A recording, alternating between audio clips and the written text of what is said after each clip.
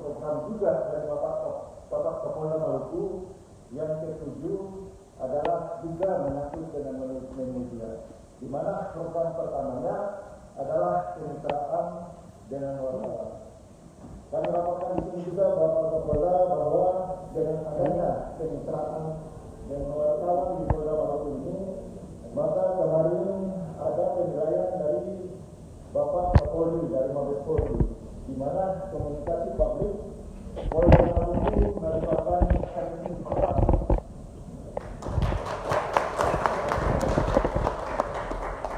Ini merupakan kerjasama dan bantuan daripada teman-teman wartawan di sini.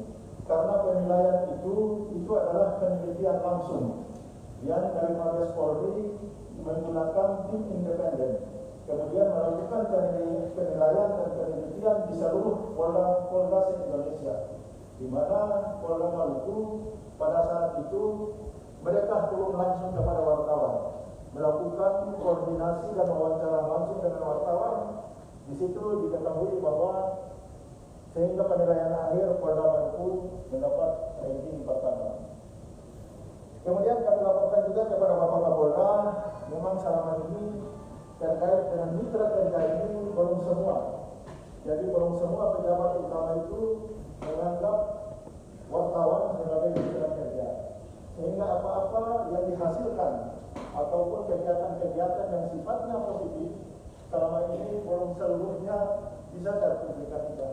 Ini mungkin ke depan bisa kami berbicara. Mungkin itu dari saya. Terima kasih. Bila itu bagi saya. Wassalamualaikum warahmatullahi wabarakatuh.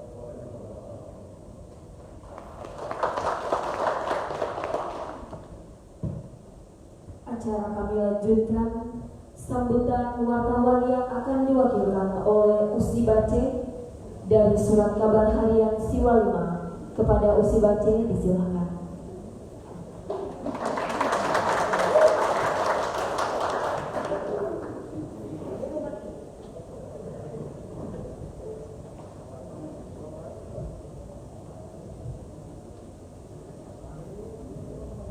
Assalamualaikum warahmatullahi wabarakatuh. Salam sejahtera selalu. Om Swastiastu, Namo Buddhaya, salam kebajikan. Pertama-tama, sebagai insan yang percaya kepada Tuhan Yang Maha Esa, kami bersyukur bahwa hari ini Polda Maluku melalui Bapak Kapolda, Bapak Irjen-Pol Relatif, yang sudah boleh memberikan kesempatan untuk para wartawan bersilaturahmi dengan beliau dan jajaran hari ini. Pak Kapolda, kami berterima kasih Pak. Saya mewakili teman-teman insan pers Kota Ambon. Mungkin hari ini baru pertama kali saya mengikuti Polda Maluku, Kapolda menjabat dan langsung bersilaturahmi dengan insan pers. Terima kasih untuk apresiasinya Pak. Saya tidak mengeluh-ngeluhan. Tentunya wartawan itu punya keinginan di mana setiap dia berada di suatu instansi hanya satu, berikan akses bagi kita. Selama ini Humas Polda Maluku sudah banyak memberikan kesempatan itu kepada kami para wartawan, dan silaturahmi kerjasama yang baik sudah kita jalin selama ini Pak. Kami berharap dengan kepemimpinan Pak Kapolda, akses yang sama juga bisa Bapak buka seluas-luasnya kepada kami Pak. Itu yang kami harapkan Pak. Karena selama ini polisi tanpa wartawan tidak ada apa-apa Pak, itu sebaliknya Pak. Masyarakat juga membutuhkan informasi dari polisi itu lewat wartawan Pak. Hari ini saya juga mau mewakili teman-teman. Barangkali mohon maaf Pak Kapolda, kemarin ada rasa, ada sedikit kekecewaan Pak dalam kepemimpinan Pak Kapolda kemarin. Barangkali Pak teman-teman kecewa, jawab kemarin memang karena akses untuk mau bertanya ke Pak Kapolri itu sama sekali tidak diberikan ruang. Teman-teman bahkan ada yang sempat berseloroh vaksinasi itu adalah informasi paling penting yang harus disampaikan ke masyarakat. Pak Kapolri datang ke sini juga dalam kaitan dengan vaksinasi. Dan bagi teman-teman wartawan ini kan garda terdepan Mas selain Nakes, karena itu kemarin memang agak kecewa. Kita beberapa waktu lalu sebelum Pak Kapolri ada Pak Panglima TNI dan itu sangat beruntung sekali. Tapi kemarin hadirnya Pak Kapolri, sebetulnya teman-teman kami semua kita memang merasa seperti tidak digerakkan sama sekali permohonan. Jadi saya harus sampaikan kepada Bapak, semoga kalau Pak Kapolri ada datang lagi barangkali untuk mau meresmikan Mapolda, barangkali itu bisa diberikan ruang untuk kita, Pak. Saya kira itu aja dari saya, Pak, bagi teman-teman. Terima kasih. Shalom. Keren. Sambutannya kita ada. Para hadirin sekalian, acara selanjutnya sambutan Kapolda Maluku. Inspektur Jenderal Polisi Dr. Andus Lotaria Latif SHMO. Dengan hormat kami silakan. Saya izin di tengah-tengah saja. Kalau di pinggir tadi nolenya ke kanan semua. Bismillahirrahmanirrahim. Assalamualaikum warahmatullahi wabarakatuh. Salam, Om Swastiastu, Namo Buddhaya, salam kebajikan. Sebelumnya saya izin membuka masker. Nah, kalau nanti ngomongnya tertutup agak terdengar kurang pas, sekaligus karena ini perkenalan pertama kita. Yang saya hormati dan saya banggakan, saya cintai seluruh teman-teman media, wartawan, pers yang hadir pada kesempatan siang ini di Polda Maluku. Yang saya hormati Pak Irwasda, rekan-rekan pejabat utama yang hadir, sengaja saya ajak hari ini karena ada beberapa pejabat baru, saya kira yang tidak perlu saya perkenalkan. Yang pertama adalah Akar Ops, ini pejabat baru. Ini Kombes Pol Asep Saifuddin, tugas selama di Brimob, dan saya beberapa kali juga pernah bertugas bersama karena pernah di Jawa Barat dan diberikan kesempatan setelah sekolah untuk menjabat di Polda Maluku. Yang kedua, pejabat barunya adalah Kombes Rali Muskita. Ini Bili Intel. Ini putra daerah asli Ambon, tapi belum pernah dinas di Ambon, baru sekarang. Siapa yang terpilihnya sudah Kombes baru dinas di Ambon. Kemudian Pak Irwasda, ini sudah agak lama, tapi saya perkenalkan juga Pak Edi Yudianto. Ini beliau sebagai pengawas di Polda, membantu saya dalam bidang pengawasan. Kemudian hadir pada kesempatan siang ini Pak Dansat Brimob. Saya kira ini sudah lama, sudah hampir 2 tahun. Jangan bilang lah 4 tahun. Saya sudah tahu 4 tahun, ya, sengaja saya baca 2 tahun. Kemudian Pak Kabid Humas, ini juga baru ya Pak Kabid Humas, baru pindah ruangan maksudnya. Nanti setelah ini kita pindah ruangan ke Polda ya Pak. Pertama-tama dan utama tiada hentinya kita panjatkan puji syukur ke Allah Subhanahu wa Ta'ala, Tuhan yang Maha Pengasih. Siang ini kita bisa ketemu. Sebenarnya dari awal kemarin saya merencanakan kegiatan ini karena bagi saya harus cepat. Saya tidak boleh terlalu lama ya, untuk saya berakselerasi, berkomunikasi, berkoordinasi dengan semua stakeholder yang ada di sini, baik pemerintah, teman-teman TNI. Jadi di sela-sela hari saya kemarin saya datang ke DPRD, Ketua Sinode, Ketua NU. Mana yang sempat saya lakukan di hari-hari tugas saya. Pada Pak Gubernur juga sudah, Pangdam sudah, ya, dan Lanut kemarin juga sudah. Dan hari ini memang spesial saya siapkan untuk teman-teman semua. Mohon maaf saya pilih hari Sabtu. Kemarin staf saya bilang, benar Sabtu Polda libur, ya sudah lah, yang libur-libur yang masuk-masuk saya bilang. Jadi kan teman-teman juga dia saya kira kalau Sabtu juga tidak libur secara formal. Jadi saya mohon maaf juga mengundangnya pas hari Sabtu karena waktunya menurut saya cukup cukup longgar, sehingga saya bisa banyak berinteraksi. Pada kesempatan ini sebagai orang baru, tentu saja yang pertama saya memperkenalkan diri. Saya nama Lotaria Latif, saya besar di Surabaya, dan saya putra dari bapak saya angkatan laut, jadi saya anak Polong. Ya, bapak saya alhamdulillah pensiun pangkatnya Sersan 1. Saya bisa bintang 2, jadi saya bersyukur saya bisa kita orang tua saya bisa saya pilih. Dulu pertama waktu masuk Akpol, bapak saya bilang jangan jadi polisi lah katanya, jadi pelaut saja katanya. Tapi perjalanan itu berubah masing-masing orang, dan ini adalah jalan hidup yang harus saya jalani. Saya sudah punya istri 1, anak 3, saya cucu 1, jadi saya sudah opa-opa. Jadi kalau malam saya bilang sama istri saya tiap malam tidur sama oma-oma. Nah, istri saya marah, jangan anda panggil oma-oma.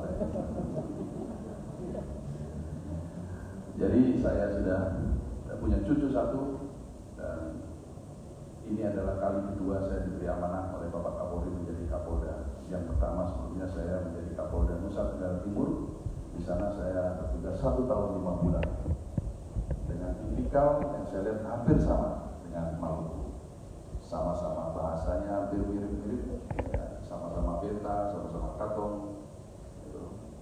Dan saya kira juga banyak orang Maluku yang dia berasimilasi dengan saudara-saudara kita yang di Nusa Tenggara Timur. Dan sebelum jadi Kapolda saya menjadi Kakor Airut, sebelumnya di Polair, dan kemudian saya pernah menjadi Wakapolda di Sulawesi Utara, di Manado. Itulah kira-kira perjalanan karir saya dalam tugas.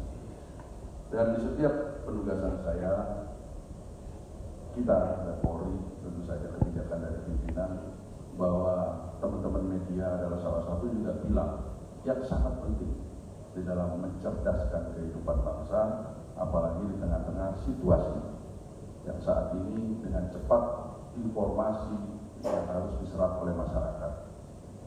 Saya kira saya setuju dan sangat sependapat bahwa kemitraan, tapi kemitraan itu harus ada sama-sama trust dan harus ada kesetaraan, jadi tidak boleh ada perbedaan. Bapak Kapolri berulang kali menyampaikan bahwa kita tidak boleh atau kita anti kritik. Karena bagi saya pun ketika masyarakat, khususnya juga teman-teman media masih mengkritik Polri, itu artinya masih sayang sama polisi. Betul kan? Yang kalau sudah diam itu yang bahaya. Tapi kalau masih Pak Kapolda ini begini, Pak Kapolda ini begitu, nah, tadi juga disampaikan saya sangat berterima kasih, dan itu menjadi katakanlah koreksi, evaluasi, tentu saja kritik-kritik yang membangun buat kita. Pun demikian, saya juga akan memberikan informasi kepada teman-teman, karena tadi kita dasar dari relationship ini adalah kemitraan, yaitu adanya saling percaya dan setara. Kalau teman-teman ada sesuatu pun, pasti saya juga menginformasikan. Pasti juga saya akan mengkritik, ini agak kurang pas, dan sebagainya. Itulah nanti akan persahabatan itu akan panjang selamanya. Selama ini yang saya alami demikian juga ketika saya bertugas di Nusa Tenggara Timur. Nusa Tenggara Timur cukup luas wilayahnya. Saya di sana ada 22 kabupaten, 21 polres. Di sini 9 polres. Kemarin pada saat arahan hari Jumat ya, kan arahan Pak Kapolri hari Jumat ya, hari Jumat, oh enggak, hari Kamis yang sampai sore. Nah, jadi rapat dari jam 10 sampai jam 6 sore. Di sini jam 12 sampai jam 8 malam kita rapat. Kita bersyukur ada 2 kabupaten yang telah ditetapkan pembentukan polresnya, yaitu Polres Maluku Tenggara dengan Polres Buru Selatan. Jadi kita nanti akan punya 11 polres. Ini sesuatu hal yang menggembirakan. Kita bisa mendapat tambahan 2 polres lagi, ya, dalam rangka kita memberikan pelayanan perlindungan dan pengayaan masyarakat serta memelihara Kamtipmas. Rekan-rekan media sekalian yang hadir di sini, dari ada Ibu Petre, Siwadima, dan teman-teman media yang lain, saya menyampaikan di dalam kebijakan saya dalam pelaksanaan tugas, saya membuka ruang seluas-luasnya pada teman-teman semua. kita bisa saling berkomunikasi. Memang di era seperti ini tidak bisa ada lagi yang kemudian katakanlah menjadi sesuatu. Lebih baik teman-teman dari awal menginformasikan ke saya, atau saya pun akan menginformasikan selama memang itu diatur di dalam bagaimana aturan yang memang tidak semua mungkin kaitan dengan penyidikan teknik mungkin tidak kita informasikan. Tapi hal-hal yang sifatnya umum pasti kita informasikan. Kemarin pada saat saya sudah kunjungan kerja ke Polresta, karena Polresta kemarin sempat saya kunjungi sebagai kesatuan terdekat, saya memberikan arahan salah satunya tentang manajemen media. Bagi saya ini hal yang sangat penting di era transformasi informasi yang sangat luar biasa, tanpa sekat, tanpa batas. Saya pada saat satu arahan yang penting menurut saya, Polri ini juga harus terbuka sekarang ini, karena kita ini semua sekarang hidup di dua alam. Yang pertama kita sebagai citizen, kita ini semua citizen, dikasih KTP, dikasih kartu keluarga, punya kartu jam sostek, macam-macam, itu sebagai citizen. Tapi di sisi lain kita juga semua jadi netizen, ikut WA group, punya Instagram, punya Twitter dan sebagainya. Ya, kita tahu saat ini netizen ini justru yang lebih luar biasa dan eksis dibandingkan dengan citizen. Citizen bisa diukur jumlahnya. Kalau penduduk Indonesia itu 250 juta, itulah citizen. Tapi netizen mungkin bisa 2 kali lipat, bisa 3 kali lipat dari citizen. Karena satu orang mungkin bisa punya akun macam-macam. Ya, punya akun A, akun B, akun C, akun macam-macam. 100 akun pun mau dibuat bisa. Ini saya wanti-wanti kepada, atau saya pesankan betul pada anak buah saya. Kita dengan keadaan ini harus lebih hati-hati. Karena itu yang lebih kritis.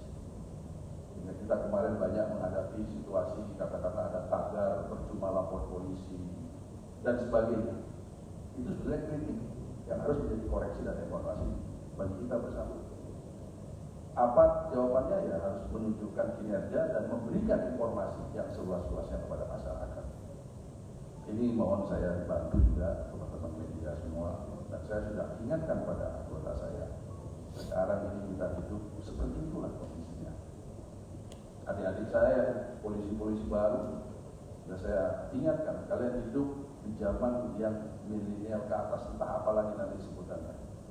Sekarang sudah ada masuk kehidupan yang sudah dirancang oleh Bill Gates yang namanya metaverse. Kalau saya ini generasi tua, saya 4 tahun lagi selesai. Pendidikan saya dulu masih tergabung di APRI, saya masa reformasi, milenial itu ujungnya sekarang. 4 tahun lagi pensiun. Tapi adik-adik saya ini nanti akan menghadapi bagaimana dimensi spektrum kejahatan. Kalau sekarang dimensi spektrum kejahatan cuma 4, kejahatan konvensional, transnasional crime, berimplikasi kontingensi, dan merugikan kekayaan. Ke depan kita tidak tahu. Kalau kita baca buku How Millennials Kills Everything, ke depan tidak ada lagi mobil bensin. Berarti jangan buka usaha SPBU, nanti SPBU tidak laku. Itu tantangan ke depan, nanti semua mobil listrik. Di mana orang membandingkan mobil konvensional itu terdiri dari 100 ribuan komponen, mobil listrik cuma 2.000 komponen. Apa dampaknya? Berarti membunuh industri. Tidak perlu lagi orang bikin macam-macam untuk menjalankan satu mobil. Ini harus dihadapi. Teman-teman ikut berita sekarang, ada seorang di mahasiswa Unidus Semarang, dia bisa jualan namanya NTP itu laku 42 sekian miliar. Betul ya? Saya pun bingung-bingung ini apa nih? Cuma dia jualan foto-fotonya dia aja. Nanti ke depan ada uang yang lebih diakui dibandingkan uang gila yang kita pegang sekarang. Ada namanya Bitcoin, nilainya ratusan juta. Kalau itu terjadi kejahatan, penyidiknya bagaimana? Karena undang-undang kita belum mengatur. Maka inilah yang disebut transformasi informasi, dan teman-teman yang punya peran penting. Ya, yang seumur-umur saya ini, ya kita nanti tinggal pengunjung-pengunjung aja. Tapi generasi bila ke depan, Polri juga harus menyiapkan, teman-teman media juga harus menyiapkan sumber daya itu. Kalau tidak, kita nanti akan ketinggalan dengan hal yang tidak kita inginkan. Ya. Nah, sekarang di Barreskrim sudah ada yang namanya namanya Direktorat Cybercrime dan segala macam. Itu memang tantangan ke depan. Jadi rekan-rekan sekalian, pertemuan siang ini saya sangat mengapresiasi dan saya berharap ya dengan kerjasama persahabatan kita akan berjalan dengan baik. Hari ini memang sengaja saya kumpul semua.